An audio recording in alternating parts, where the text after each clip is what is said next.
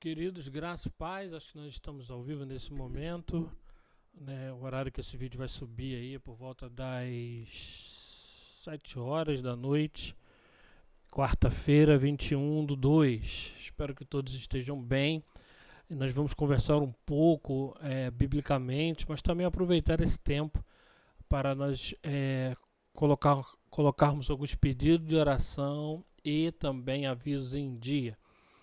Para quem ainda não sabe, o pastor Diocleciano não encontra-se muito bem de saúde, né, ainda não está podendo receber visitas por conta da sua esposa Zenite, filha, que encontram-se com Covid. Então ele carece das nossas orações. Ele foi internado no UPA de Realengo, não aquele do nosso lado ali na São Pedro de Alcântara, mas do outro lado de Realengo. Ele foi liberado, foi levado para o hospital militar no outro dia, porém foi liberado mais uma vez. Ele está com muita dificuldade, né, de caminhar, de andar, está se sentindo muito fraco e carece então das nossas orações. A irmã Zilá está bem, mas também encontra-se ali aguardando um exame específico. E o pedido sempre é pelas famílias da igreja, a igreja de forma geral, pelo nosso Rio de Janeiro e Brasil. O Rio de Janeiro encontra-se muito violento. Acabei de receber aqui algumas mensagens, né, de arrastões nos últimos dias no Rio de Janeiro. E então nós precisamos estar intercedendo de forma bem específica por isso. Eu gostaria também de orar nesse momento, né? Vamos orar, Senhor, no nome de Jesus. Estamos aqui reunidos usando a internet para glorificar o Teu nome, para refletir na Tua palavra, nos conectarmos como igreja, como família. E o meu pedido é, por esses que foram colocados, visita o pastor Diocleciano, sua família, Zenite, dá a eles plena recuperação, a todos que estão de alguma forma adoentados. Ó Deus, que esse mal que sobreveio, essa doença, nós pedimos ao Senhor, que é o médico dos médicos, o Deus da cura, que o Senhor possa trazer cura, alívio, resposta para cada pedido. Intercedemos pela nossa igreja, pelas famílias, pelo Rio de Janeiro, tão violento, violentíssimo. A cada momento que vemos são arrastões, roubos, e isso tem trazido então muita ansiedade, preocupação, medo. O preço das coisas altíssimo, tudo tão caro. Então, nosso pedido é pelo Brasil, pelo Rio de Janeiro. Traga resposta, usa governantes para que isso possa então ter uma solução para a glória do teu nome. É a minha oração no nome de Jesus. Amém. Queridos, nos últimos anos, né, por conta da pandemia do Covid-19, após a saída da pandemia, nós ficamos um tempo com os PGMs, né, que é um programa da Convenção Batista, onde são chamados pequenos grupos nas casas. Mas eu tenho orado, né, desde o final do ano passado, do início desse ano, e eu obtive a resposta de Deus. E os irmãos também foram usados como resposta para esse tempo de oração, para entender como seriam nossas quartas-feiras, se nós voltaríamos ao PGM ou ingressaríamos numa outro momento, né, de alinhamento, divisão ministerial. Com isso, eu quero aqui deixar já o primeiro aviso, que essa quarta-feira agora, né, no dia de hoje, é 21/2, nós estamos pela internet. Porém, a partir da próxima quarta-feira, nós teremos então cultos regulares lá na igreja, no prédio principal, lá na São Pedro de Alcântara 4570, onde nós estaremos reunidos como igreja, né, todas as quartas-feiras, às 19 horas, numa imersão de estudo bíblico. Serão as quartas proféticas. Quero lembrar de Oséias, onde ele diz: meu povo é destruído, né, ou meu povo perece por falta de conhecimento. E nós então vamos fazer uma imersão nos próximos meses, pelo menos no primeiro semestre, né, de estudo bíblicos consistentes. Vamos tirar um tempo de estudo da palavra, leitura da palavra, onde nós teremos a oportunidade ali também de estar mais juntos, conversando sobre a palavra, perguntas, respostas, com temas bem específicos, né? E como foi feito antes do carnaval, nós tivemos ali um momento muito agradável, onde a gente fez perguntas, respostas, Então, a partir da próxima quarta-feira, se eu não me engano, dia 28 de fevereiro, começa as quartas proféticas em nossa igreja. Então, todas as quartas, nós teremos ali um momento de imersão, de estudo da palavra de Deus. Outra vez que eu preciso deixar nesse início de noite é que está chegando os 102 anos da MCM, da PIB de Realengo, e nós teremos um culto para a glória de Deus, onde as mulheres estão se preparando. Eu tenho certeza que vai ser uma bênção, vai ser algo assim muito de Deus para a vida de cada uma, e você já é o nosso convidado para esse tempo, né? Não falte, não fique aí por fora da programação. Tenho certeza que Deus vai te abençoar grandemente, grande e poderosamente. 102 anos da PIB de Realengo, às 18 horas, ok? Sem sei se domingo agora. Domingo agora, 25, eu viajei. Próximo domingo já temos então 102 anos da PIB de Realengo. Que bênção, irmãos, poder ver o trabalho de Deus acontecendo ao longo desses anos. Muito bom ver como Deus tem sido fiel nesse tempo. Quero também deixar um aviso sobre dízimos, ofertas e vidas. Como os irmãos já sabem, as igrejas, de forma geral, elas vivem da contribuição espontânea, voluntária, alegre dos irmãos. E você que nos assiste essa noite, nós temos a facilidade da chave Pix, e você pode então honrar ao Senhor também com os seus bens. Provérbios diz isso. Então fica aqui essa arte de divulgação da conta, do Pix, onde você pode ofertar, dizimar na casa do Senhor, como forma de agradecimento. Sempre é bom lembrar de que nós temos esse entendimento, né, que nós não temos como barganhar com Deus. Nós damos porque já fomos abençoados e não o contrário. Muitos têm um entendimento confuso de que dão para ser. Jamais. Nós não temos nada para dar ao Senhor, a fim de que possamos barganhar com Ele, né? Que é o Todo-Poderoso, Senhor dos céus e Senhor da terra. Então, fica aí a arte, né, para que você possa, para a glória de Deus, ter esse entendimento, né, que glorifique ao nome do Senhor Jesus. Deixa eu abrir o meu slide aqui, mas antes de mais nada, eu quero pedir que você abra em Efésios 3, a partir do 14, que nós vamos refletir de forma rápida numa oração de Paulo, uma oração modelo do apóstolo Paulo para com a igreja, né? Você sabe que Jesus deixou a oração modelo, mas Paulo também deixou a oração modelo. E é muito interessante percebermos que Paulo, nessa oração, deixa esse exemplo para cada um de nós, para a igreja de Éfeso, essa igreja, então, amada pelo apóstolo Paulo, uma igreja muito respeitada. E aqui em Efésios 3, do 14 ao 21, nós vamos ler então o que a palavra de Deus diz. Diz assim na minha versão, irmãos. Está aí na tela. Por essa razão, ajoelho-me diante do Pai, do qual recebe o nome toda a família nos céus e na terra. Oro para que, com as suas gloriosas riquezas, Ele os fortaleça no íntimo do seu ser, com poder, por meio do Espírito Santo.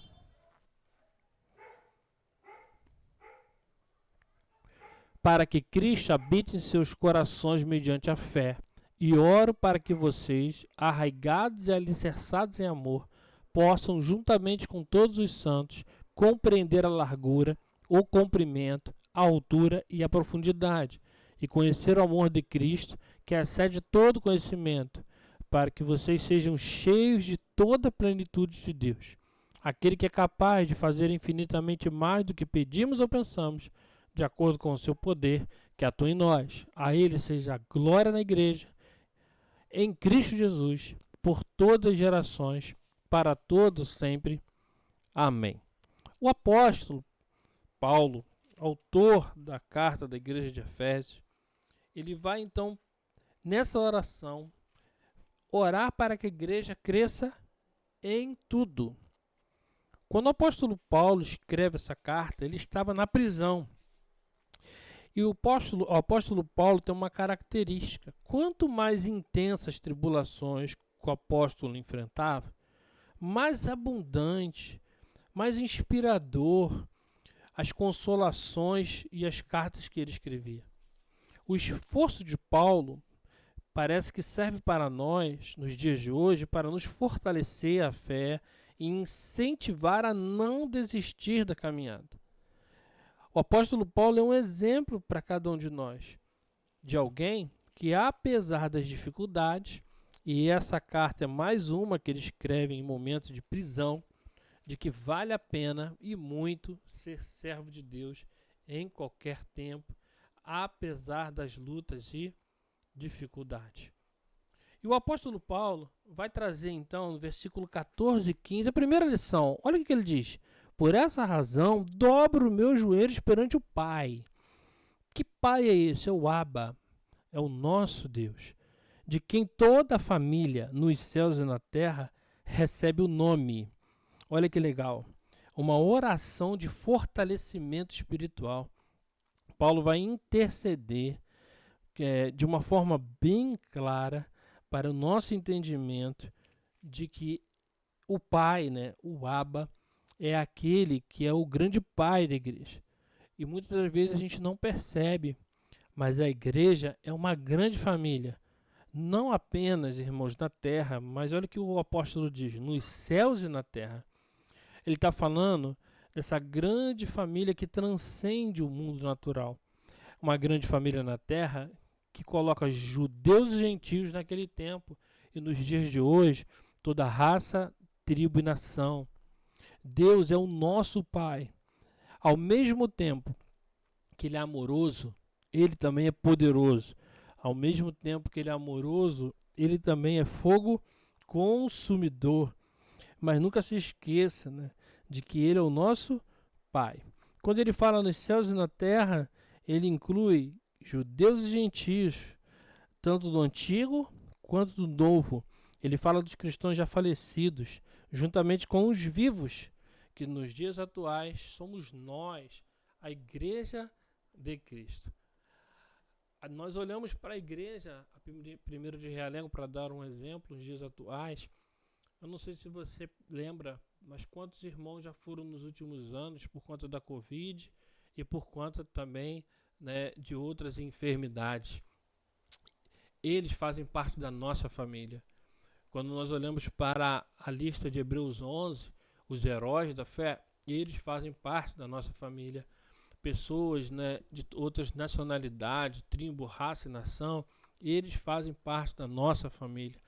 Na ceia, isso é bem exemplificado, onde nós percebemos que existe aquela mesa onde o Pai chama todos para cear. Família não significa que vai viver sempre um tempo de amor, porque você que tem família, você sabe, às vezes há divergências, há dificuldades, mas nós devemos sempre lembrar de que temos um Pai amoroso que nos guarda.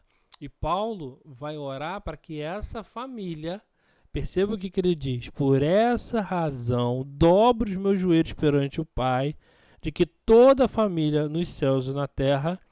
E aí, qual é o primeiro pedido dele? Que ele ora por a família, ele ora pela igreja, para que a igreja seja fortalecida pelo Espírito Santo. Olha o versículo 16, irmãos, que coisa linda. Perceba a oração de Paulo: para que, segundo as riquezas da sua glória, vos conceda que sejais interiormente fortalecidos com poder pelo Espírito. Riquezas da glória, irmãos. Essas glórias mencionadas, se você voltar à Bíblia, Efésios 1:18, volta aí um pouquinho se você estiver atento ao que está acontecendo. Olha o que está em 1:18. Sendo iluminados vossos olhos, sendo iluminados os olhos do vosso coração, para que saibais qual é a esperança do chamado que ele vos fez, quais são as riquezas da glória da sua herança nos santos, riqueza da glória. Nós, muitas das vezes, não atentamos de que a nossa breve e momentânea tribulação, irmãos, não se compara ao peso da glória que está para chegar. E não se compara àquilo que Deus tem para todos nós.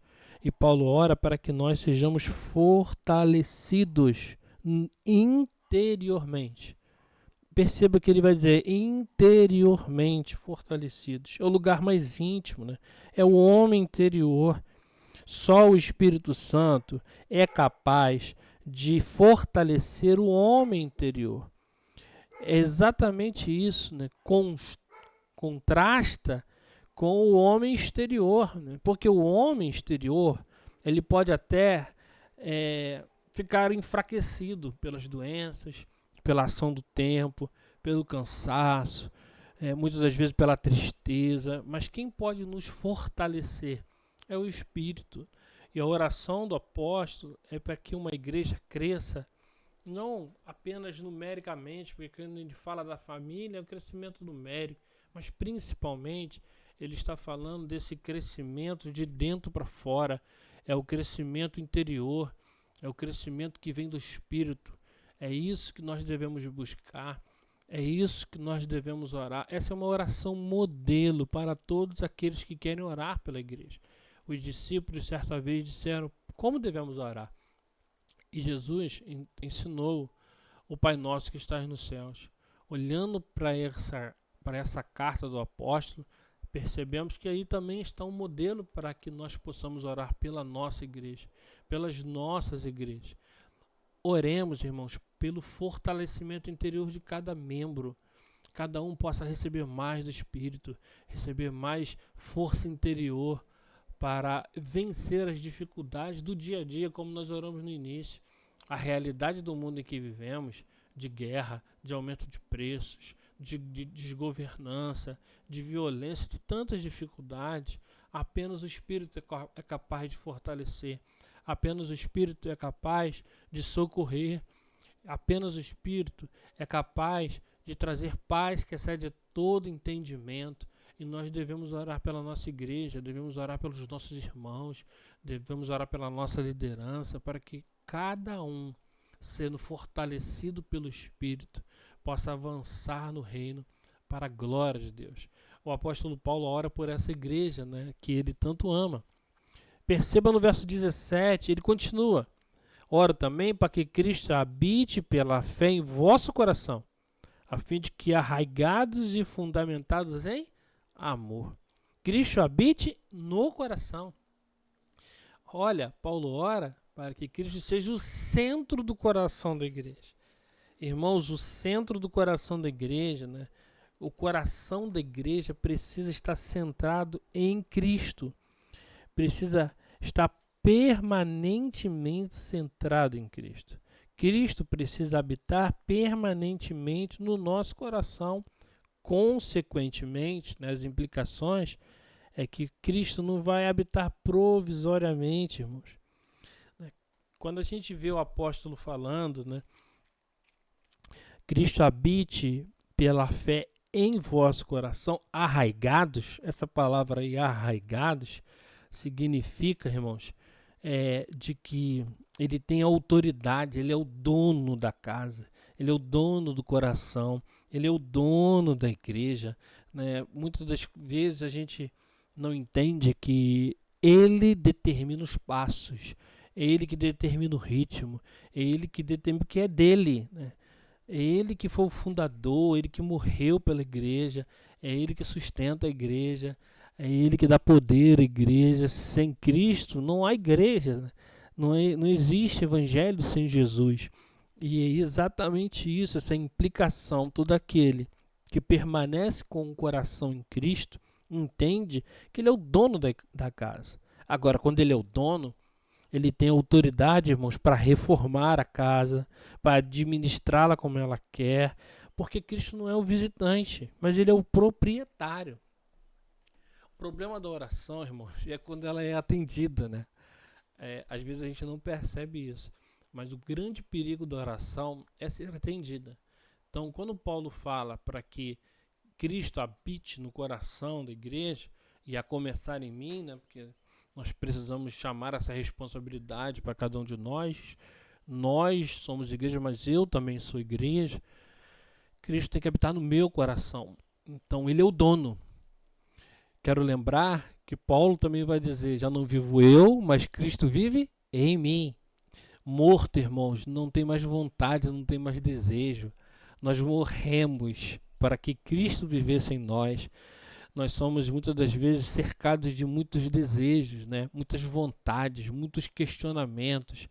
E aí por isso Deus não toma o controle, por isso Deus não faz a obra, por isso que a obra não caminha, porque Ele não consegue liderar, Ele não consegue de fato fazer as coisas andarem. Paulo vai orar para que essa igreja tenha Cristo no centro. Ele é o centro, então ele reforma, ele mantém, ele muda as coisas de lugar, ele coloca as coisas no lugar, que ele é o dono da casa. Quantas e quantas vezes nas nossas vidas nós fazemos planos, fazemos planejamentos, oramos, dizemos que vamos fazer isso, vamos fazer aquilo, mas Tiago já nos alertou. Não diga vou fazer isso ou aquilo, diga se Deus permitir, farei isso ou aquilo. Então a nossa oração é para que Cristo continue sendo o dono, né? A igreja dele, ele é o Senhor, ele é o mestre e nós somos apenas seus servos.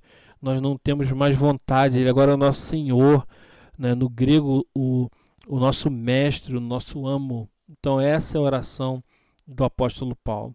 Porque se existe uma coisa que eu acho que ninguém gosta, é uma igreja morta, é uma igreja como zumbi, é uma igreja que não tem essas características que o apóstolo Paulo está dizendo, uma igreja que não se constitui uma família, uma igreja que o Espírito Santo não tem poder para ser íntimo de nós, uma igreja que Jesus não está no centro, uma igreja que o Espírito não se manifesta, uma igreja que não é uma família, uma igreja que Cristo não está no centro. Ela não é uma igreja, ela é uma casa de gente morta. Pode até estar com Bíblia na mão, pode estar até cantando, dizimando, mas é uma igreja morta, né? E quantas vezes nós percebemos igrejas mortas, não há batismo, não há mover do Espírito. Infelizmente, nós precisamos atentar para aquilo que Paulo disse. Cresçamos em tudo, né? E isso para a glória de Deus.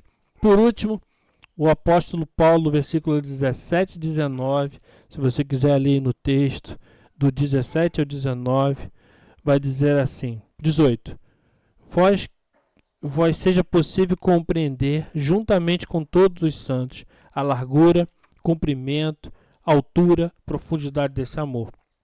E assim, conhecer este amor de Cristo, que excede a todo entendimento, para que sejais preenchidos até a plenitude de Deus. Irmãos, preenchidos até a plenitude. Esse é o clímax da oração de Paulo. É nesse momento que Paulo vai dizer que nessa vida precisamos crescer o máximo possível como cristãos para ficarmos à semelhança de Cristo. Porque ele fala de medida e estatura de varão perfeito.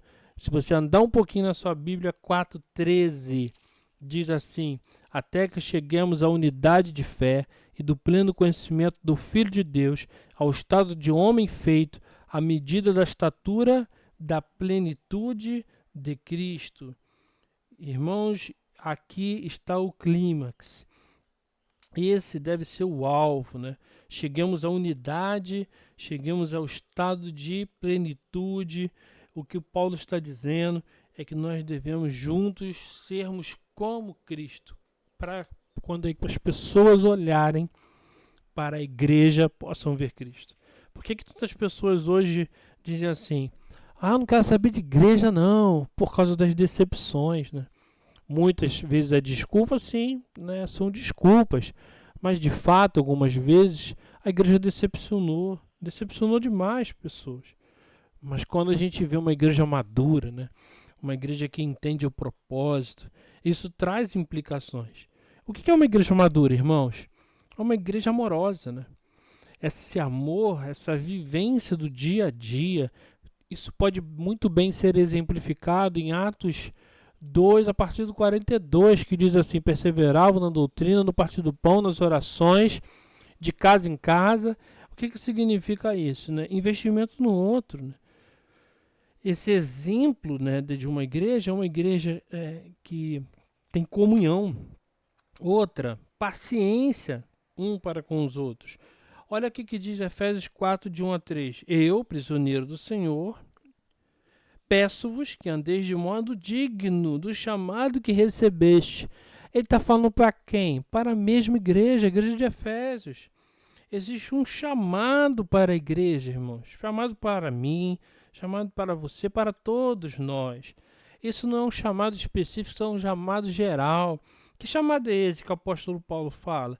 Que andemos em humildade e mansidão, em paciência, suportando-vos uns aos outros, procurando cuidadosamente manter a unidade do Espírito no vínculo da paz, porque há um só corpo, um só Espírito, há uma só esperança do vosso chamado, há um só Senhor, uma só fé, um só batismo, um Deus que é Pai de todos, que é sobre todos e por todos está em todos. Né? Unidade, não união, irmãos. É unidade, não união. Então não é número, né? É unidade. Qual é o combustível para isso? O combustível é o Espírito, né? É Cristo no centro. É Ele que precisa estar no centro. Então qual é o chamado para ser uma igreja madura? É uma igreja que possa ter paciência uns com os outros, porque suportável é dar suporte. É uma igreja que perdoa, porque o texto vai dizer assim, olha, com toda humildade, né, e paciência, é uma igreja que tem paciência, é uma igreja que perdoa, é uma igreja humilde, é uma igreja que tem mansidão, é uma igreja que procura manter a unidade, não tem racha. Isso é uma igreja madura, né? Uma igreja que entendeu o seu propósito, entendendo que foi chamada por um tempo para a glória de Deus, que nós somos passageiros, né, que tudo isso daqui vai ficar nessa terra e tudo vai passar. Essa é a oração do apóstolo Paulo. Conclusão? Isso está no versículo 21. A ele seja a glória na igreja, em Cristo Jesus, por todas as gerações, para todos sempre. Amém. Olha que coisa linda, irmãos. Nós temos aqui um desafio gigantesco. Como devemos glorificar a Deus, como podemos glorificar a Deus, né?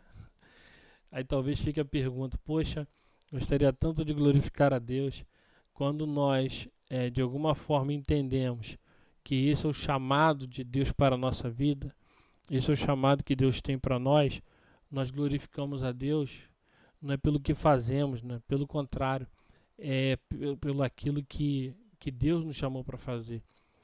Essa oração de Paulo nos leva a uma reflexão, a reflexão que precisamos crescer em tudo, crescer em unidade, crescer então nesse entendimento de família, crescer no entendimento da manifestação do Espírito, Cristo no centro e o chamado da igreja, que é o perdão, que é suportar uns aos outros, que é ter paciência.